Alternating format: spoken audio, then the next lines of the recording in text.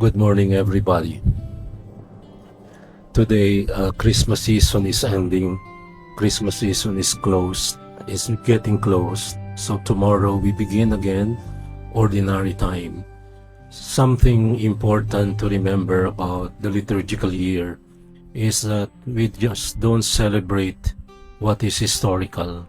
We do. So we celebrate the birth of our Lord. And it's not exactly necessarily December 25. So yung pinaglalaban ng kulto na hindi raw December 25, ang tunay na pagsilang ni Jesus, wala naman tayong sinasabing eksaktong December 25. What we celebrate is history. And we celebrate something historical because we are living on the level of the mystical. Yung naganap noong araw ay pinagdiriwang natin sapagkat nagaganap pa rin ngayon at magaganap hangtod sa katumanan, as they say in Bisaya. Kanang nahitabo sa una, nahitabo gihapon karon.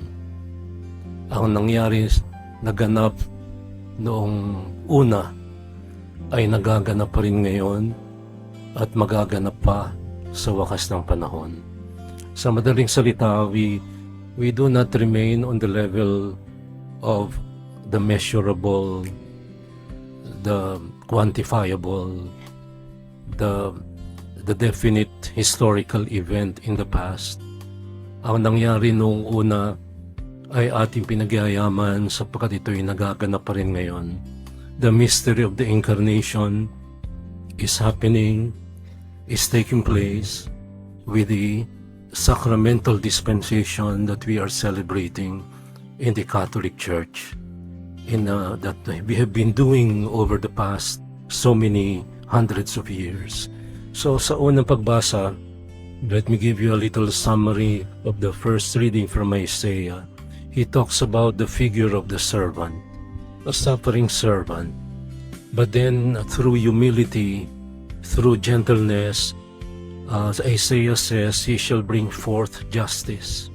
And then he talked about the covenant, he talked about light, he talked about sight, giving sight to the blind, he talked about liberation. And when the Lord started his public life in Capernaum, that is what he did. He brought sight to the blind, freedom to captives, and light to those in darkness. Then the second reading from the Acts of the Apostles talks about who this Jesus Christ is. He is the Lord of all. He is the Anointed One. And then in the Gospel we are told by Matthew the historical event of the baptism of the Lord. This then, we come back to something material, something historical. Even if the Lord didn't need to be baptized, he submitted in humility to be baptized by John. And John protested saying, I need to be baptized by you, and yet you are coming to me. But when Jesus subjected himself to John's baptism, it was because he was leading the way for us. Yung naganap ay siyang nagaganap sa atin ngayon, siyang pinagyayaman natin ngayon. Yung tubig na dumaloy sa kanyang katawan ay siyang tubig na nagpapabanal sa atin. He sanctified the waters of the earth, and this is the same water that spells our cleansing from sin and a sign of our liberation from the clutches of sin. So, ano ang kinalaman nito sa ating buhay? I pick it up from what Saint Matthew says. When Jesus was baptized, according to Matthew, the heavens were opened for him, and he saw the Spirit of God descending like a dove coming upon him. Anong nangyari? The opening brought on a new beginning. The opening became one of the three divine manifestations, which is the mystery of the Epiphania, the manifestation of God. The first in the threefold mystery of the Epiphany happened last week when we celebrated the Feast of Epiphany, when the Magi became the representative of the whole world who saw for themselves the glory and the majesty of a God made man. But the mystery of the Epiphany goes on. And so the second element of this mystery of the Epiphany was the first wedding and the first miracle at the wedding at Cana, when Jesus turned water into wine. That was a big revelation, a big epiphania, a big unveiling, a big revelation that this Jesus who started work in Capernaum is not just a teacher, not just a do-gooder, but one who brought total salvation, integral salvation. And now is the third element of this mystery of the Epiphany, when the heavens were opened and who is revealed, the totality of who God is for us. Not God about himself, but about God for us. Deus ad extra, a God focused for our good. And the Godhead was revealed for who he was, Father, Son, and Spirit. Let's talk about this heavens opening. A few more ideas. When the heavens were opened, the fullness of revelation came. Bumulusok ang biyaya, at ang may akda ng biyaya ay nakilala kung ano at sino siya. The heavens were opened. We are now recipients of this opening of the heavens. But the question for us is, are we open? Are our hearts open? We are close to so many things. According to social psychologists, most people in the world know that most of what they see in social media is fake news, but they will believe the fake news all the same. And we are all included in this. Through the mystery, not mystery, but the reality of algorithms, computer algorithms and artificial intelligence algorithms. Kung anong uno mong pinanilike sa TikTok, yun ang sunod-sunod mong makikita. You enter into an echo chamber. So kung nilike mo yung post tungkol kay McCoy, yun na makikita mo, you're in the echo chamber of the loyalist. If you like what is posted by the one from Davao, then everything you see is about that one from Davao. And therefore we are all polarized, we are all divided, and we are polarized into a politics of identity, Bisaya, Ilocano, Kapampangan, Tagalog. And we never are able to wrest ourselves away from the clutches of this narrow-mindedness, the new forms of slavery that is ignorance, but it doesn't show itself as ignorance because it shows itself as aral na aral. Ang daming mga nakikipagtalo sa social media. Nung bumagsak ang tulay sa Cagayan, ang daming engineer, mga civil engineer, ang gagaling, nakikipag-away sa tunay na inhinyero. Nung lumabas ang kung ano-ano mga post, ang daming psychologist, lahat psychologists ay graduate lahat naman sa University of Facebook. This is the algorithmic reality. What you see is what you get, and you get more, and you enter into an echo chamber, and all you see is enslavement, narrow-mindedness. Pinapanginoon yung karton sa dahig. Pinapanginoon yung taga Ilocos, pinapanginoon yung dating yung taga Pampanga. At ang mga inihahalal natin na lahat ay mandarambong. We have a big problem. And that big problem is spelled S-I-N. Sin.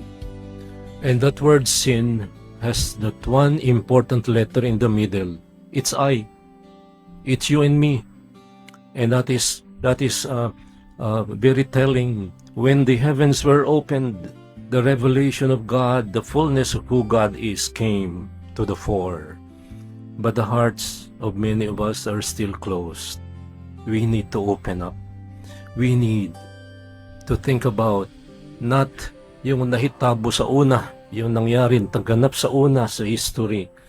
We have to talk about the mystery unfolding here and now. Kung kaya, doong simbang gabi, apaw ang nagsimba hanggang doon sa Mary Help Street. Hanggang sa labas, doon nagtitiktok yung mga bata.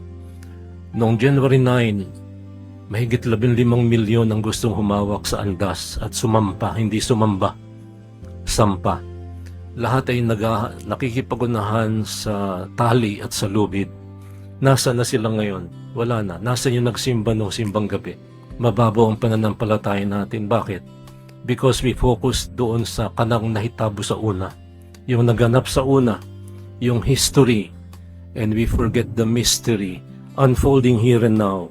When you, for example, focus only on the bimple, the labakara, the andas, and the lubid, and the estatwa, and at yung hinipo mo ang estatwa, nothing wrong.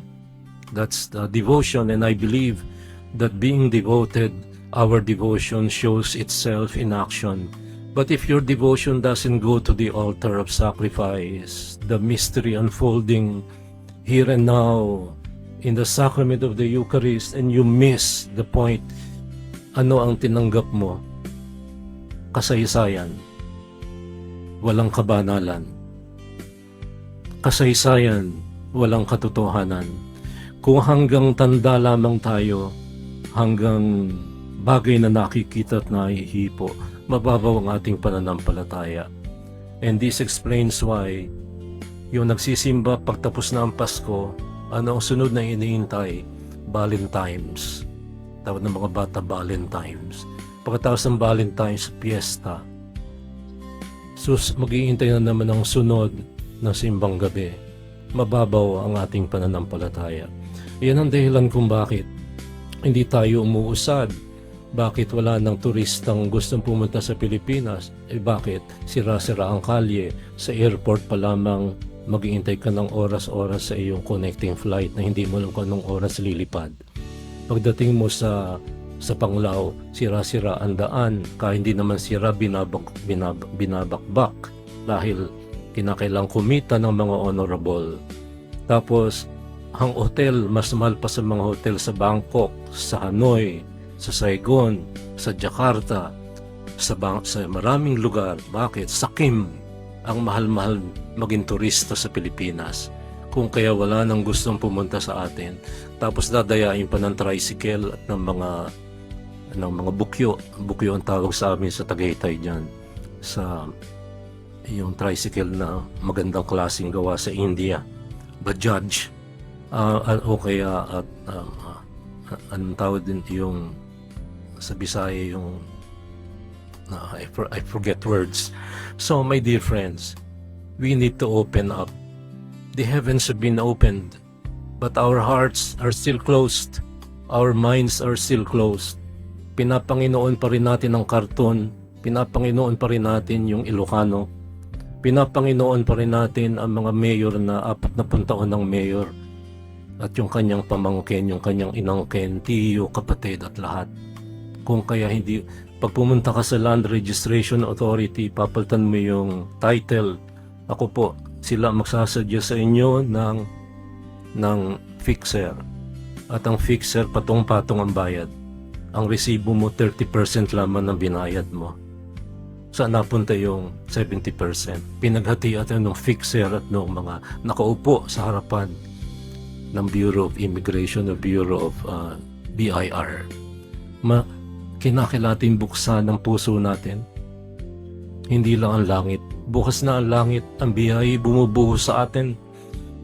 The grace is never wanting. The author of grace has become man like us. Nakipamayan sa atin. And what is happening sa una ay nagaganap sa ngayon at dito, karon, diri. Hindi bukas, hindi unya, kundi ngayon nagaganap ngayon. Let us glory and revel in this great mystery of grace unfolding here and now.